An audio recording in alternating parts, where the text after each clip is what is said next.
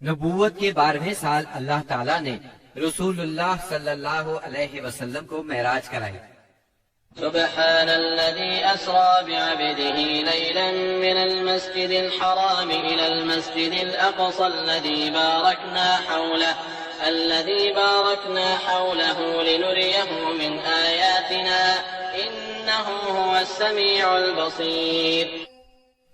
پاک ہے وہ ذات جس نے اپنے بندے کو راتوں رات مسجد حرام سے مسجد اقصی تک کی سیر کرائی، جس کے گرد ہم نے برکت دے رکھی ہے تاکہ اسے ہم اپنی نشانیاں دکھائیں۔ بے شک وہ خوب سننے والا خوب دیکھنے والا ہے۔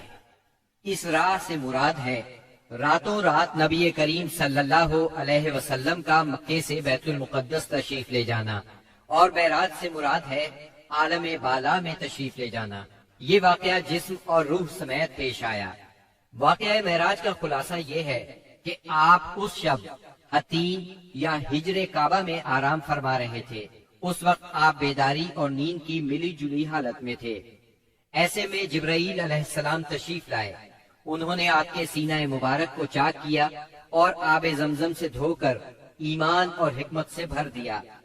پھر آپ کے سامنے سواری کے لیے براق لایا گیا، جو گھوڑے سے قدرے چھوٹا سفید رنگ کا جانور تھا۔ اس کی تیز رفتاری کی وجہ سے اسے براق کا نام دیا گیا۔ اس کا قدم جہاں تک نظر جاتی تھی وہاں پڑتا تھا۔ اس پر سوار ہو کر آپ بیت المقدس تشریف لے گئے، مسجد اقصی میں داخل ہوئے، 2 رکعت نماز ادا کی، اس میں تمام انبیاء کی امامت کرائی۔ پھر جبرائیل علیہ السلام آپ کے پاس 2 برتن لائے، ایک میں شراب تھی، دوسرے میں دودھ۔ آپ نے دودھ پسند فرمایا۔ اس پر جبریل علیہ السلام نے کہا، آپ نے فطرت پائی، آپ کو ہدایت نصیب ہوئی اور آپ کی امت کو بھی۔ اگر آپ شراب کو پسند فرماتے تو آپ کی امت گمراہ ہو جاتی۔ اس کے بعد آپ کو بیت المقدس سے آسمان دنیا تک لے جایا گیا۔ جبریل علیہ السلام نے دروازہ کھلوایا، آپ کے لیے دروازہ کھولا گیا۔ آپ نے وہاں انسانوں کے باپ سیدنا آدم علیہ السلام کو دیکھا اور انہیں سلام کیا۔ انہوں نے آپ کے سلام کے جواب میں فرمایا مرحبا۔ انہوں نے آپ کی نبوت کا اقرار بھی کیا۔ ان کے دائیں طرف ایک گروہ تھا، جب اس گروہ کی طرف دیکھتے تو مسکراتے۔ یہ سعادت مندوں کی روحیں تھیں۔ ان کے بائیں طرف بھی ایک گروہ تھا، جب انہیں دیکھتے تو روتے۔ یہ بدبختوں کی روحیں تھیں۔ پھر آپ صلی اللہ علیہ وسلم کو دوسرے آسمان پر لے جایا گیا۔ جبرائیل علیہ السلام نے دروازہ کھلوایا، آپ کے لیے دروازہ کھولا گیا۔ آپ نے اس میں 2 خالازاد بھائیوں یعنی سیدنا عیسیٰ ابن مریم علیہ السلام اور سیدنا یحییٰ علیہ السلام کو دیکھا اور انہیں سلام کیا۔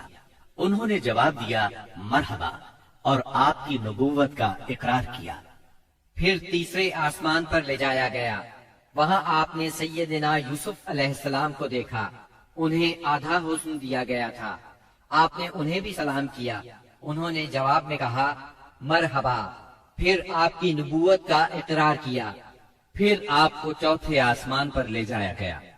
وہاں سیدنا ادریس علیہ السلام کو دیکھا اور آپ نے سلام کیا۔ انہوں نے سلام کا جواب دیا مرحبا اور آپ کی نبوت کا اقرار کیا۔ پھر 5ویں آسمان پر لے جایا گیا۔ وہاں سیدنا ہارون علیہ السلام کو دیکھا اور انہیں سلام کیا۔ انہوں نے سلام کا جواب دیا مرحبا اور آپ کی نبوت کا اقرار کیا۔ پھر آپ کو 6 آسمان پر لے جایا گیا۔ وہاں سیدنا موسیٰ بن عمران علیہ السلام سے ملاقات ہوئی۔ آپ نے انہیں سلام کیا۔ انہوں نے جواب میں کہا مرحبا اور آپ کی نبوت کا اقرار کیا۔ اس کے بعد آپ کو 7ویں آسمان پر لے جایا گیا۔ وہاں آپ کی ملاقات ابراہیم علیہ السلام سے ہوئی۔ آپ نے انہیں سلام کیا۔ جواب میں انہوں نے کہا مرحبا اور آپ کی نبوت کا اقرار کیا۔ وہ اپنی پشت بیت معمور سے لگائے ہوئے تھے، جس میں روزانہ 70,000 فرشتے داخل ہوتے ہیں، اور وہاں ان کے پلٹنے کی باری نہیں آتی۔ پھر آپ کو سدرۃ المنتہا تک لے جایا گیا۔ اس کے پتے ہاتھی کے کان جیسے اور پھل بڑے کونڈوں یا ٹھیلوں جیسے تھے۔ پھر اس پر سونے کے پتنگے چھا گئے اور اللہ کے حکم سے جو کچھ چھانا تھا چھا گیا۔ اس سے وہ سدرہ یعنی بیری کا درخت تبدیل ہو کر اتنا خوبصورت ہو گیا کہ اللہ کی کوئی مخلوق اس کا حسن بیان کرنے کی تاب نہیں رکھتی۔ پھر آپ کو جبار جل جلالہ کے حضور لے جایا گیا اور آپ باری تعالیٰ کے اتنے قریب ہو گئے کہ 2 کمانوں کے برابر یا اس سے بھی کم فاصلہ رہ گیا۔ اس وقت اللہ نے آپ پر اور آپ کی امت پر دن رات میں 5 نمازیں فرض فرمائیں۔ اس میں شک نہیں کہ نماز اعلان نبوت کے ساتھ ہی فرض ہو گئی تھی، مگر اس وقت صرف فجر اور عصر کی 2 نمازیں فرض ہوئی تھی۔ چنانچہ آپ بھی 2 نمازیں ادا فرماتے رہے اور مسلمان ہونے والوں کو بھی 2 نمازوں ہی کی تعلیم دیتے رہے، یہاں تک کہ اس موقع پر 5 نمازیں فرض ہوئی۔ عقیدہ توحید کے بعد نماز ہی اسلام کا وہ پہلا عظیم رکن ہے جو مسلمانوں پر سب سے پہلے فرض ہوتا ہے اور سب سے آخر تک فرض رہتا ہے۔ نماز کی فرضیت صحت و بیماری، خوشی و غمی، سفر و حضر اور خوف و خطر غرض کسی بھی حالت میں مسلمان سے ساقط نہیں ہوتی۔ موسم، جگہ کی تبدیلی اور کوئی بیماری ایسی نہیں جس میں مسلمان کو نماز کی معافی ہو۔ نبی اکرم صلی اللہ علیہ وسلم نے فرمایا، نماز میری آنکھوں کی ٹھنڈک اور دل کا سرور ہے۔ پھر اسی رات نبی صلی اللہ علیہ وسلم مکہ مکرمہ واپس تشریف لے آئے۔ صبح ہوئی اور آپ نے اپنی قوم کو ان بڑی بڑی نشانیوں کی خبر دی جو اللہ جل شانہ نے آپ کو دکھلائی تھی، تو قوم کے جھٹلانے اور تکالیف پہنچانے میں اور زیادہ شدت آ گئی۔ کسی نے تالیاں بجا کر آپ کا مذاق اڑایا تو کسی نے حیرت اور انکار کے انداز میں اپنے سر پر ہاتھ رکھ لیا۔ کچھ لوگ ابو بکر صدیق رضی اللہ عنہ کے پاس گئے اور تنزیہ انداز میں بولے، کچھ سنا تمہارے دوست محمد کیا کہہ رہے ہیں؟ سیدنا ابو بکر صدیق رضی اللہ عنہ نے پوچھا، انہوں نے کیا کہا ہے؟ جواب میں انہوں نے وہ سب کچھ دوہرا دیا جو آپ نے بیان فرمایا تھا۔ اس پر سیدنا صدیق اکبر رضی اللہ عنہ نے فرمایا، اگر یہ باتیں آپ نے فرمائی ہیں تو بالکل سچ فرمائی ہیں۔ لوگوں نے کہا، گویا آپ ان کی تصدیق کرتے ہیں۔ جواب میں صدیق اکبر رضی اللہ عنہ نے عجیب بات فرمائی، کہنے لگے، میں تو اس سے بھی دور کی بات پر آپ کی تصدیق کرتا ہوں۔ آسمان سے صبح شام جو خبریں آتی ہیں میں ان میں بھی آپ کو سچا جانتا ہوں۔ ان کے اسی جواب پر ان کا لقب صدیق مشہور ہوا۔ ادھر کفار نے آپ کا امتحان لینے کا پروگرام بنایا۔ پوچھا، آپ بیت المقدس کے بارے میں تفصیل سے بتائیں۔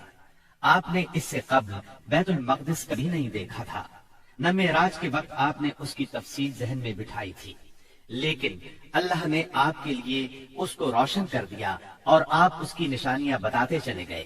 آپ نے ایک ایک دروازے اور ایک ایک جگہ کی تفصیل بیان فرما دی، اور وہ آپ کی کوئی بات جھٹلا نہ سکے، اس لیے کہ انہوں نے تو بارہا بیت المقدس دیکھا تھا۔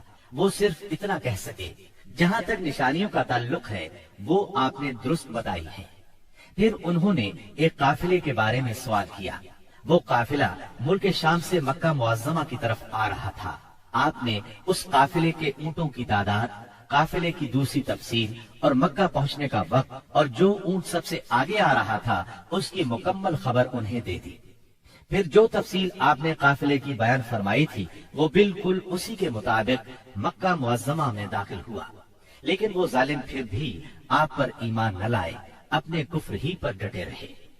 ہم بتا چکے ہیں کہ نبوت کے 11ویں سال موسم حج میں یثرب کے 6 آدمیوں نے اسلام قبول کر لیا تھا اور رسول اللہ صلی اللہ علیہ وسلم سے وعدہ کیا تھا کہ اپنی قوم میں جا کر آپ کی رسالت کی تبلیغ کریں گے۔ اس کا نتیجہ یہ ہوا کہ اگلے سال جب موسم حج آیا، یعنی ذی الحج 12 نبوی بمطابق جولائی 621 عیسوی، تو 12 آدمی حاضر ہوئے۔ ان میں 10 خزرج سے اور 2 اوس سے تھے۔ یہ لوگ مینا کی گھاٹی میں رسول اللہ صلی اللہ علیہ وسلم کے ساتھ جمع ہوئے۔ عقبہ کی اس بیعت کی تفصیل صحیح بخاری میں سیدنا عبادہ بن صامت رضی اللہ عنہ سے مروی ہے۔ وہ بیان کرتے ہیں کہ رسول اللہ صلی اللہ علیہ وسلم نے فرمایا، آؤ مجھ سے اس بات پر بیعت کرو کہ اللہ کے ساتھ کسی چیز کو شریک نہیں کرو گے، چوری نہیں کرو گے، زنا نہیں کرو گے، اپنی اولاد کو قتل نہیں کرو گے، اپنے ہاتھ پاؤں کے درمیان سے گھڑ کر کوئی بہتان نہیں لاؤ گے اور کسی بھلی بات میں میری نافرمانی نہیں کرو گے۔ جو شخص یہ ساری باتیں پوری کرے گا تو اس کا اجر اللہ کے پاس ہے، اور جو شخص ان میں سے کسی چیز کا ارتکاب کر بیٹھا پھر اسے دنیا ہی میں اس کی سزا دی گئی تو یہ اس کے لیے کفارہ ہوگی، اور جو شخص ان میں سے کسی چیز کا ارتکاب کر بیٹھا پھر اللہ نے اس پر پردہ ڈال دیا تو اس کا معاملہ اللہ کے حوالے ہے، وہ چاہے تو سزا دے چاہے تو معاف کر دے۔ سیدنا عبادہ فرماتے ہیں کہ ہم نے اس پر آپ سے بیعت کی۔ بیعت پوری ہو گئی اور حج ختم ہو گیا تو نبی کریم صلی اللہ علیہ وسلم نے ان کے ساتھ مصعب بن عمیر رضی اللہ عنہ کو روانہ فرمایا تاکہ وہ لوگوں کو قرآن پڑھائیں اور دین سکھائیں۔